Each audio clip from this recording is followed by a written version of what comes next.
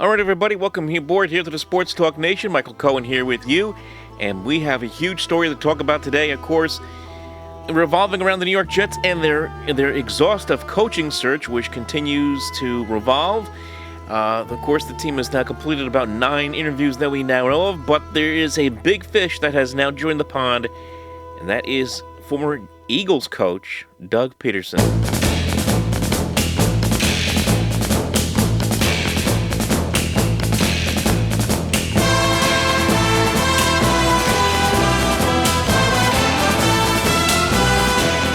So the big story, of course, today being that Doug Pederson has now officially been fired by the Philadelphia Eagles. This was something that was coming down the pike really since, and if you go through all the articles and you read through what's been going on in Philadelphia for quite some time, even from the beginning of this season, as has been detailed by the Inquirer and their beat writer Jeff McClain. There's been a lot of issues going on in Philadelphia. There's been a lot of front office turmoil going on in Philadelphia, a lot of issues regarding the coaching staff, a lot of disagreement between Howie Roseman, the general manager, and Pederson, the head coach, for some time.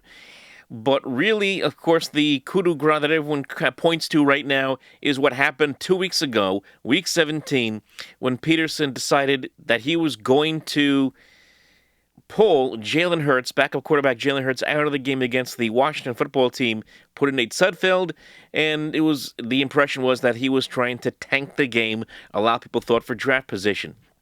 And that, of course, started the calls that Pederson should be fired. There were reports at the time that some players had to be restrained because they were upset with what Pederson did, understandably. So there was a lot of talk about that Pederson had lost the locker room and had lost a lot of credibility in Philadelphia. And for a couple weeks, even before that, we heard that Pederson may have been linked to possibly being a candidate for the Jets job. So here we are now on January 11th. Pederson is now out as the Eagles head coach after he and Lurie met, the owner of the Eagles, Jeffrey Lurie, met down in Florida. And Lurie could not be convinced by Pederson about the vision for the future. Didn't really care to hear about Pederson's plans as far as the coaching staff was concerned. One of the issues revolving around the Eagles between Pederson, between Jeffrey Lurie, and also between Howie Roseman was issues with the coaching staff. And according to sources, and this of course posted by ESPN as well, that Lurie was not sold on Pederson's plan regarding his coaching staff. Pederson pushed for passing game coordinator Press Taylor to be elevated to offensive coordinator, and of course, nobody would have that. And the decision of what to do with the defensive coordinator, Jim Schwartz, who had retired at the end of the season, was left unresolved. So there was really no agreement whatsoever between the parties involved on how the Eagles should move forward, and there's really been an issue for the Eagles for some time about a lack of vision, which was also described. I mean, look at it. You had Carson Wentz, who just a few years ago, before he got injured during the Eagles' Super Bowl season, was an MVP candidate, and then has since progressively declined since that time. And then we are in a situation where there was talk about Wentz wanting to be traded, wanting out of Philadelphia. Now with Pederson gone, there's now talk that maybe, at least from what I've read in these stories, sounds like the Eagles may want to hold on to Wentz and find another coach that can work with him.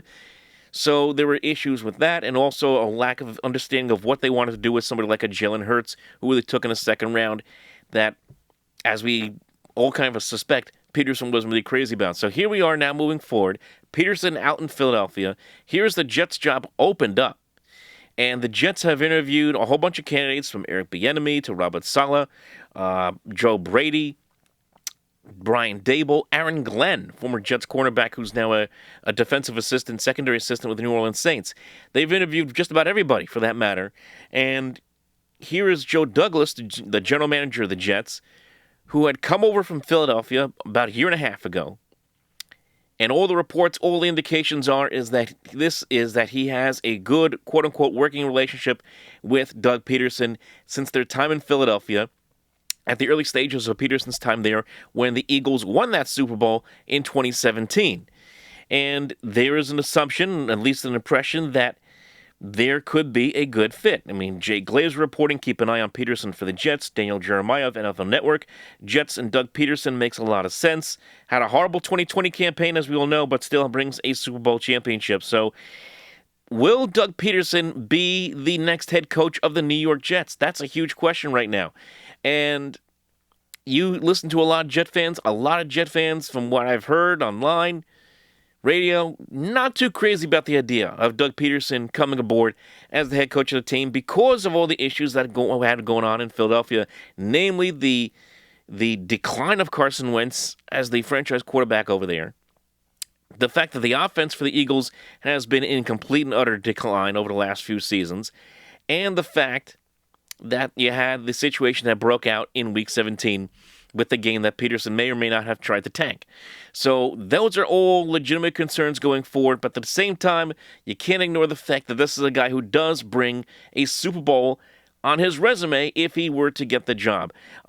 In my opinion, I think he's probably going to get the job. Now, Joe Douglas may sit there and he may call Harry Roseman, he may call Jeffrey Lurie and try to find out what happened the last couple of years, and they may describe to him a complete mess, and he may decide, you know what, nah, I'll stick with, one of these other coaches instead. That may happen. The Jets may end up liking somebody like a Robert Saleh or a Joe Brady a little bit more instead of go with the young, fresh coordinator route for that matter. That may happen. But it's hard to ignore the connection between Douglas and Doug Pederson, and it's hard to sit there and ignore and connect the dots and think that there's a good chance that this could happen. I think that it is a very strong possibility that it will happen, that we will see Doug Pederson become the head coach of the New York Jets. And look, there has to be some concern, and there has to be, I think, room for both concern and for optimism. Optimism from the standpoint, and let me just try to be positive here first. Optimism, if it does happen, from the standpoint that, again, you're getting a coach who has some success in his resume, is a known quantity, has won games at the NFL level as a head coach, has won playoff games and obviously championship at this level as a head coach. So he's done that. He's been successful for that matter. And at the same time, you have to be concerned because you see all these issues going on in Philadelphia, and you have a Jets team, and you have a quarterback situation with Sam Darnold. Do you really want to bring in a Doug Pederson? Will he be able to work with a Sam Darnold? Can he fix Sam Darnold, considering the issues he had with Carson Wentz? Would he work well with a Justin Fields or a Zach Wilson? These are questions that have to be asked before any kind of move is made for that matter, but a move is made for that matter. Can he go into a locker room and explain what happened in Week 17? Can he win over a locker room again? Those are questions, and those have to be discussed and answered by the Jets themselves before they even make a move. So there's certainly a lot that has to happen between now and when the Jets make a decision for that matter. And then there's going to be another question about coaching staffs. Okay, so he had issues with coaching, right? He had issues with the Eagles front office as far as regarding his coaching staff and who he wanted on his staff over the last couple of years. Apparently last season, in 2019 I should say, had an issue with his offensive coordinator, Mike Groh. He didn't want to lose him.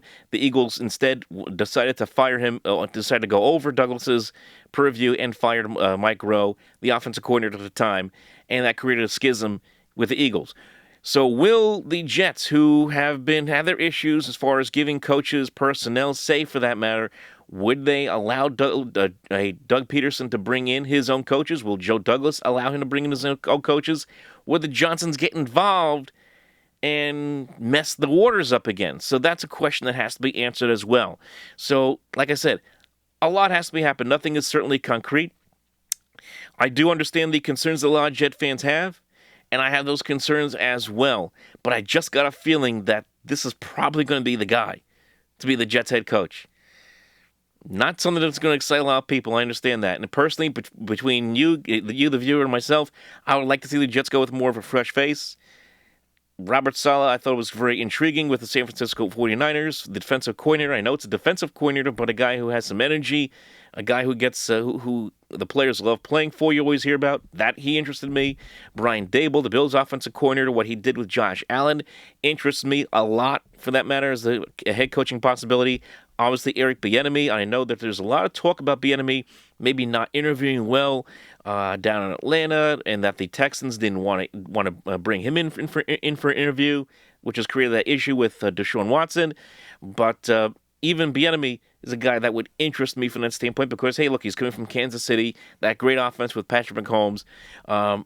He's a guy that would certainly interest me. And even Joe Brady, to an extent, considering that he is a guy who has NFL experience in the past as an assistant with the Saints, then with the Panthers, and of course in between that as a passing game coordinator, if you will, offensive coordinator with LSU when they won the national championship last year, would interest me in that Sean McVay mold. So those are the guys that would interest me. The Jets wanted to go with the fresh face route, but we'll see what happens. We shall see. This is a developing story. It's going to become more intriguing as time goes on, but everyone kind of is expecting that the Jets could be a favorite to get Doug Pederson as their head coach. So we'll have to stand by, folks, and see how this thing goes down. So we'll see, folks. Remember to like and subscribe. Any more news that comes out on this issue with Doug Pederson potentially being a candidate for the Jets, maybe even being the coach of the Jets at some point, we'll certainly bring it to you as soon as possible. Like and subscribe right here to the Sports Talk Nation, and follow us on Twitter @OpenMikeNJ and on Facebook, facebook.com/OpenMikeProgram. We'll talk to you next time.